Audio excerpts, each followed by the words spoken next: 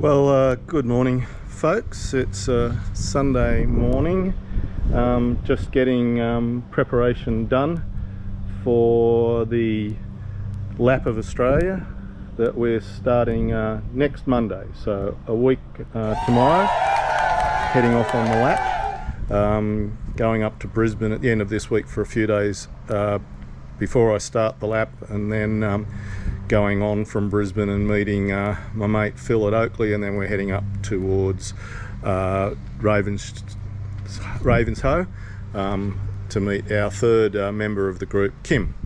Anyway, just thought I'm just doing a final pack of my gear on the bike after the ride down to Victoria and testing out the gear. I was pretty happy with the setup, but a few things occurred in the setting up and packing away at the beginning and end of every day. When I did the trip down to Victoria, I had all my camping gear in the big bag on my seat, and then I had my clothes and my tools in the two panniers, and I found that I couldn't get into the panniers during the day if I needed to get wet weathers out, or change, take off a jumper or put a jumper on during the weather. And I was also concerned that the bag on the top was quite big and heavy as well. I tried putting my wet weathers in there at one stage, but then if it was raining and I opened it to get the wet weathers out on the side of the road, there was the risk of water getting in amongst the camping gear. So I'm trying a new setup now. I'm going to go for a ride today and test it all out. But what I've done, and I'll just turn the camera around and show you. So now the big bag in the back has got my clothes. I'm one of those people that carries a CPAP machine with me, the iron lung as I call it, and unfortunately that takes up a bit of space, but that's in there, and my camera gear and electronics and everything, so that's in there. Even though it doesn't look it, it's actually rolled up a fair bit smaller than on the last trip, and it's lighter. So I've done that. Underneath it is a big petrol bladder and the bike cover, which I'm going to take with me. I've experimented with bike covers and with a fly, but I've decided I'm going to take the bike cover for the bike, and I've got a smaller fly just to go over the tent if we get some heavy rain.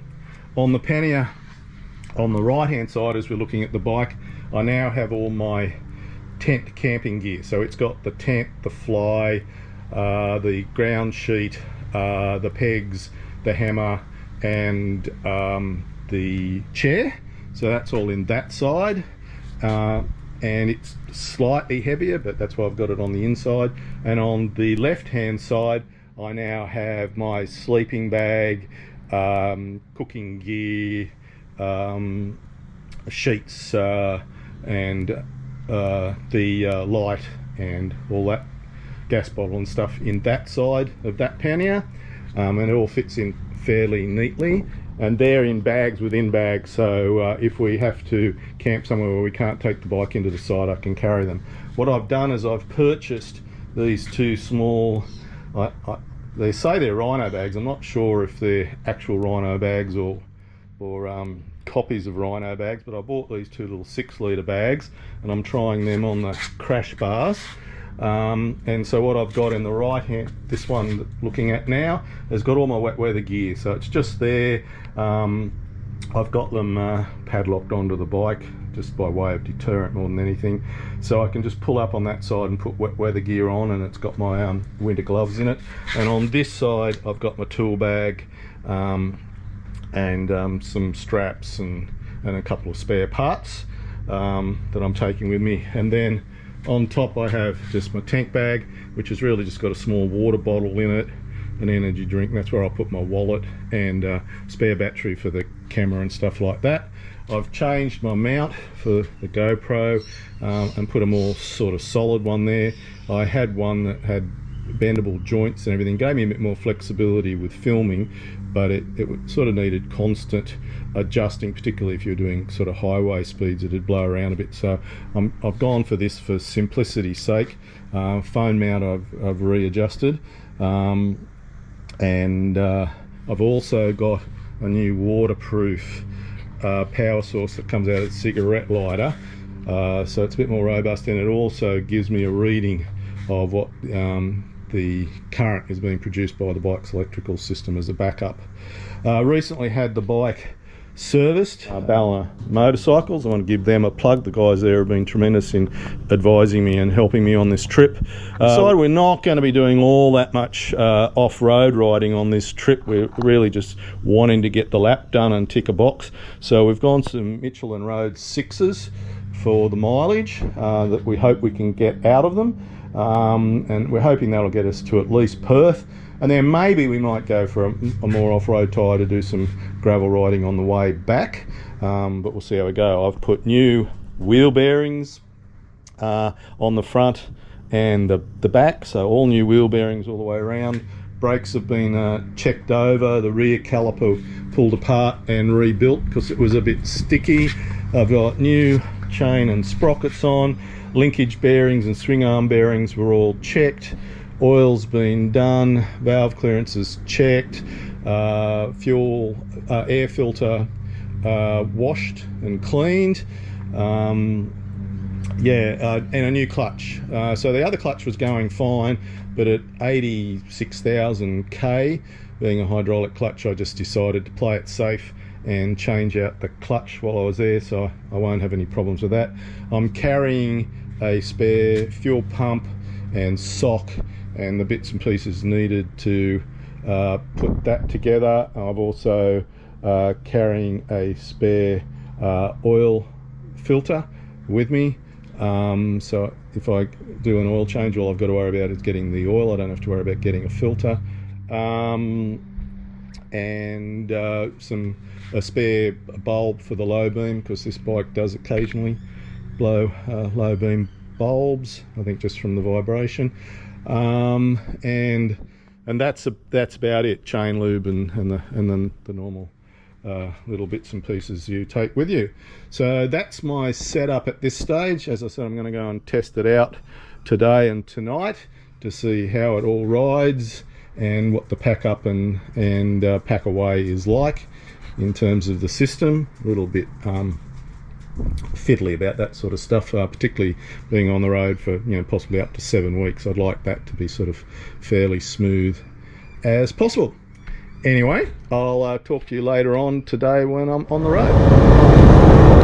Okay, we're heading out of Ballina now, and had to stop for some technical problems with the GoPro and the audio already. It'd be interesting if I got it to work. Seems to be some problem with the Media Mod connection. I've been blaming various microphones up until now and chasing the perfect microphone, but the problem could be in the actual Media Mod that clips onto this older model GoPro now. Connection there might be a bit dodgy, and I might have trashed a couple of microphones that were perfectly good. Anyway, we'll see how we go. Heading off on a beautiful Sunday afternoon.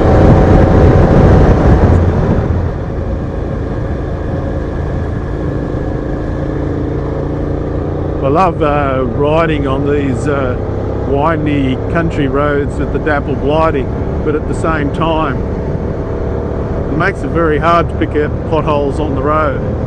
It's on a catch-22, but it's a beautiful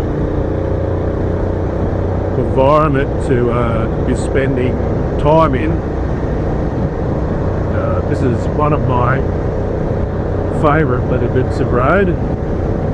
Recently they've changed the speed limit on this road, so it's all now 60 kilometres per hour, which personally I think it's a little bit of overkill. Previous 80k speed limit was a reasonable compromise, but anyway, it is what it is these days, I'm afraid.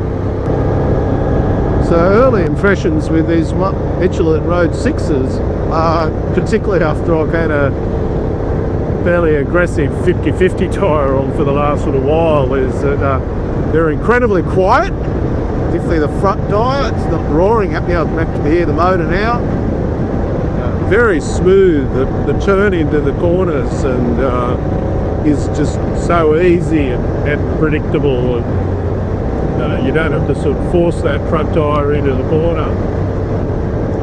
And the ride quality is very good on the tar. Yes, you know, we're pretty much going to be limited to smooth gravel roads on our trip, but that's a decision we've taken for this trip. Yeah, we talked about looking for the back roads and the gravel roads and all the off-road roads, but we don't really have the time. We're already planning to take about 7 weeks on this trip.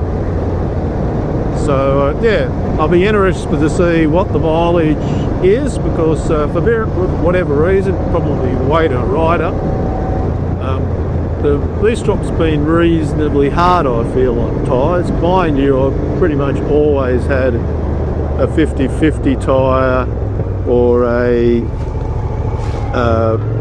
80-20 sort of tyre on it. But yeah, it'd be interesting to see how these go. Anyway, this road has not brought me out where I thought I was going to come out. Look at all these, I don't know what these are.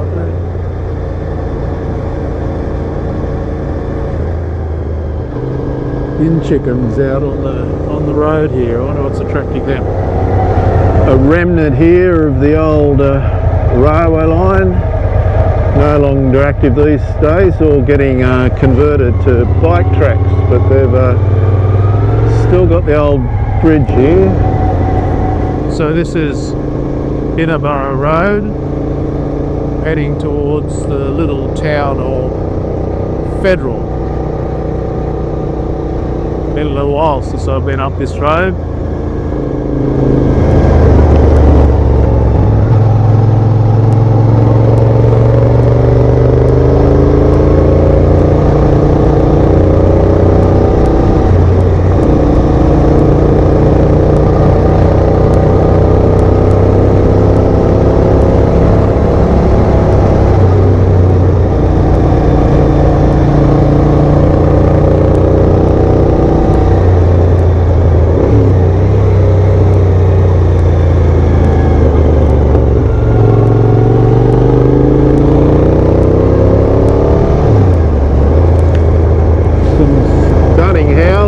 Through here.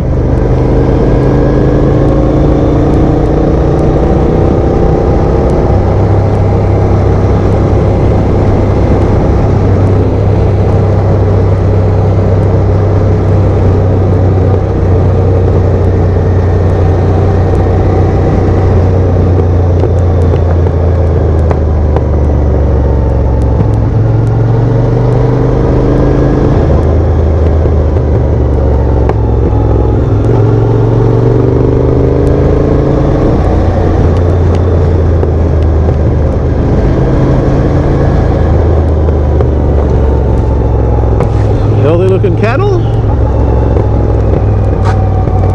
Airedale Pastoral Company.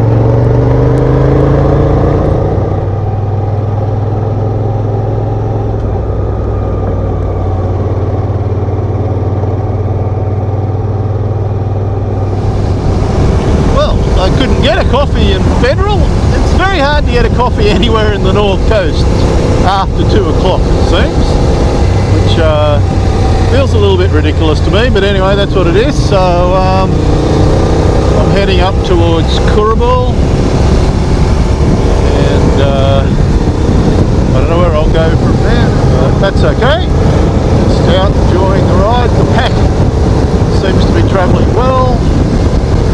Suspension is 2 clicks up on normal, and that on these bumpy tar roads seems pretty comfortable. I think the microphone's working again now, so I'll be interested to see what that quality is like. When I get back, I'll do a little short intro video for the series that's coming up. Striking a little bit of Sunday afternoon sightseeing traffic, which is fine because that's what I'm doing. It's just that they're a little bit slower in the cars.